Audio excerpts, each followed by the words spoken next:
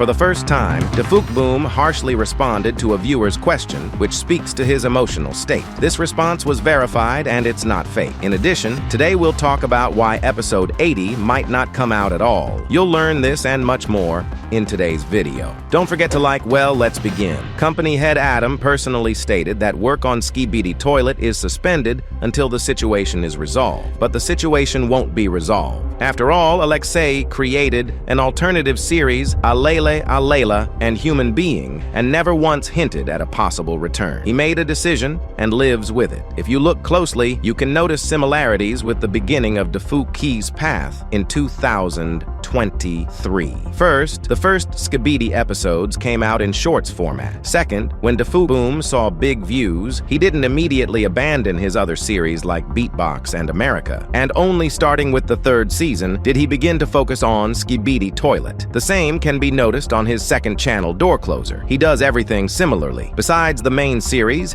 he continues other videos. As for episode 80, the animator who should be creating the episode has most likely already made several episodes in advance. Technically, episode 80 exists, but the company doesn't release it, and this says a lot. They understand what will happen right after publication, because Skibidi was held not on animation quality, but on one person's authorial thinking. Every hidden detail, every inscription in the background, every hint in the description under the video, this was Alexei. This is what the community followed for 3 years, analyzing every frame, building theories. The animator Strider, who will be replacing Dafuq, knows how to animate, but he doesn't know how to think like Alexei, because this is impossible to copy. Viewers will feel the difference from the first seconds. Views will drop even lower. Negativity will increase, and the company will find itself in a situation where releasing an episode is worse than continuing to stay silent. Therefore, the scenario is quite real in which episode 80 will never come out. Not because it doesn't exist, but because the company is afraid of its own audience. As for the message, such a response was quite expected. The audience knows about this whole tragic situation, but for some reason continues to ask Dafuqboom questions about the plot, as if nothing is happening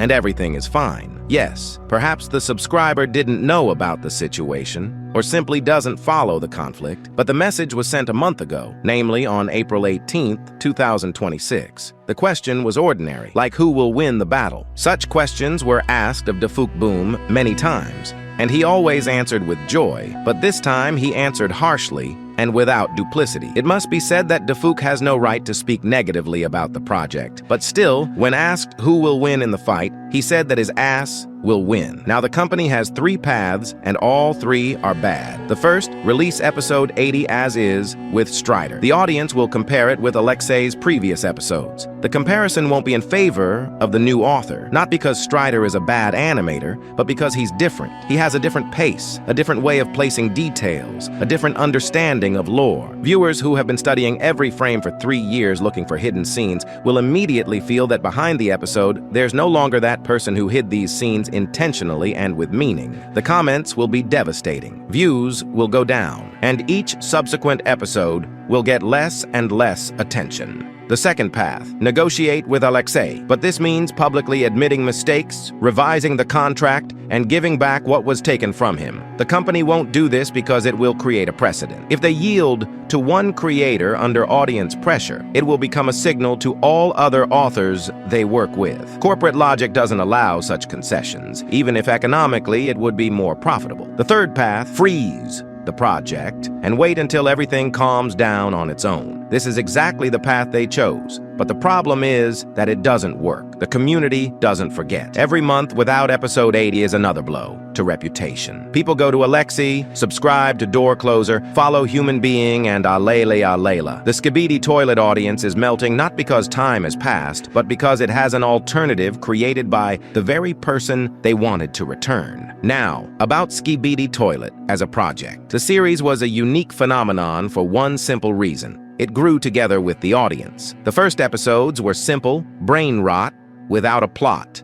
But Alexei felt the viewer's reaction and gradually complicated the narrative. Characters with history appeared, hidden details, arcs, hints at future events. This was a living dialogue between author and community. Alexei read comments, saw fan theories, and sometimes literally built their ideas into the series. This format of work is impossible to transfer to another person through technical specifications. Strider received a ready-made world, ready-made characters, and most likely some plot plan. But he didn't receive the main thing, an intuitive understanding of how this world breathes. Alexei didn't write scripts in advance for 10 episodes ahead. He felt what needed to be shown in the next episode based on the audience's reaction right now. This is impossible to formalize and transfer. A telling example: Emergence. When Alexei left, the company decided to show viewers a large-scale episode to retain the audience. Everyone saw the result: 1 billion screens, loud special effects, but a complete absence of that very detail and semantic depth that people came for. Emergence gained views because people came out of curiosity, but the reaction was cold, because viewers came for Alexei but found a beautiful dummy. There's another aspect that's rarely discussed. Skibidi Toilet's lore was held by a system of hints and understatement. Alexei never explained everything directly: the origin of the Skibidi virus, the nature of Astro Toilets, the secret agent's history.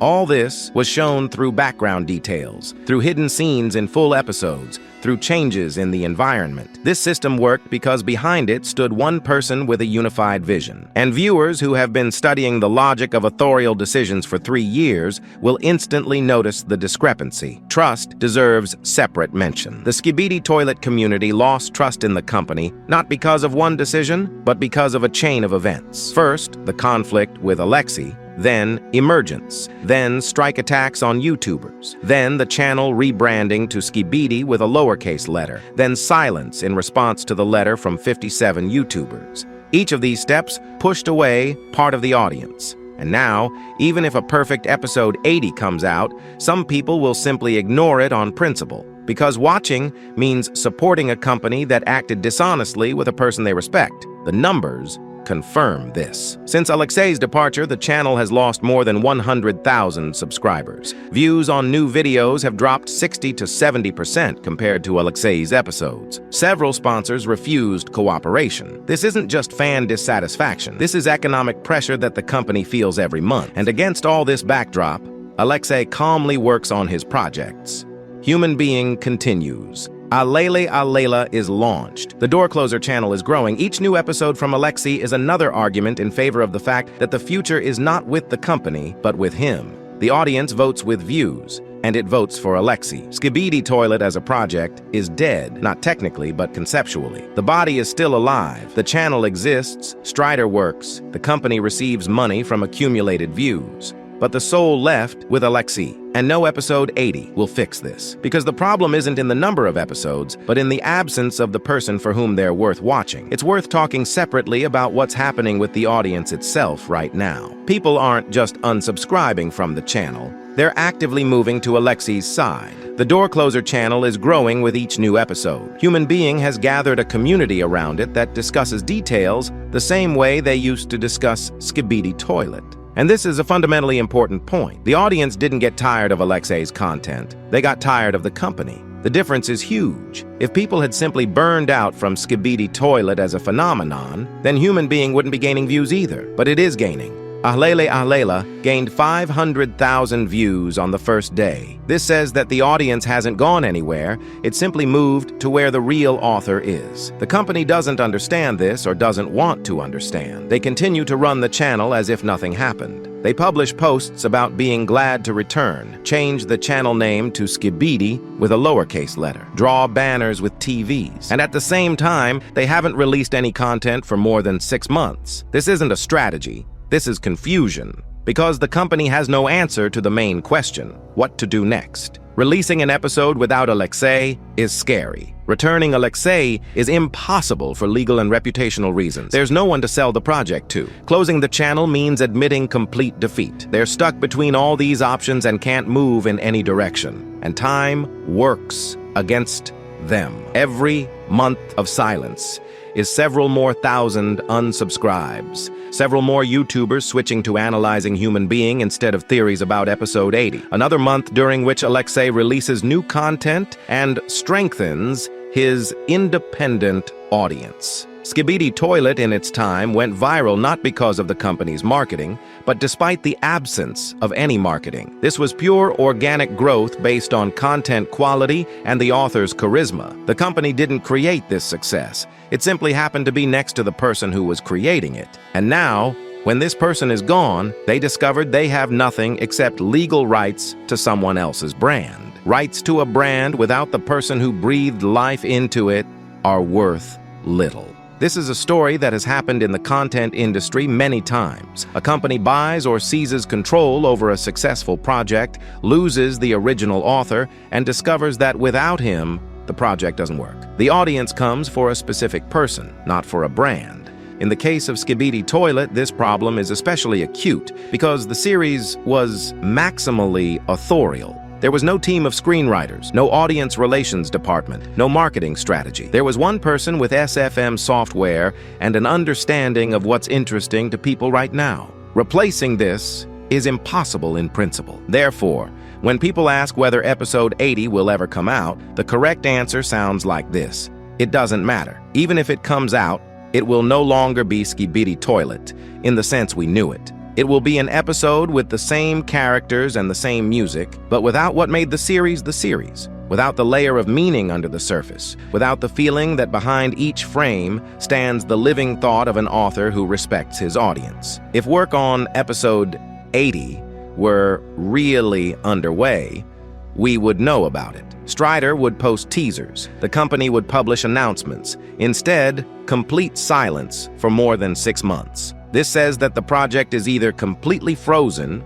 or is in such an early draft state that there's nothing to show. It's also telling how Invis behaves on social media. They changed the channel name to Skibidi, redrew the banner, wrote a joyful post about being glad to return. But return where? With what? They have no content. They have no author. They only have rights to the brand and an archive of episodes made by another person. Parallel to this, Charlie, known as Moist Critical, finally learned about the situation. Iron Cameraman wrote to him in chat during a stream and sent a letter with details. Charlie's reaction was telling. He didn't know anything. The last time he watched Skibidi Toilet was in 2023, and everything that happened after passed him by. For him, this was simply a story about a creator being completely kicked out of his own project. This says a lot. Even major media personalities outside the narrow fan community don't know about the situation. Invis successfully suppressed the spread of information, deleted viral posts, filed complaints on critical videos, blocked critics.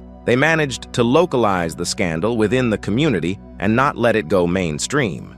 But this is a temporary measure. Information still leaks. Journalist Stephen Asarch has already collected material from 7 YouTubers subjected to strike attacks and is preparing an article. When it comes out, the situation can no longer be hushed up. The mainstream audience will learn about what was happening behind the scenes of one of YouTube's most popular series. And then the company will be under a completely different level of pressure, not from several thousand dissatisfied fans, but from a broad audience that will simply see a story about a corporation that took a project from its creator and blocked those who talked about it. Such stories don't need context to cause a wave of indignation. Subscribe to the channel to stay up to date with all the news. This has been Super Cameraman. See you very soon. Goodbye, everyone.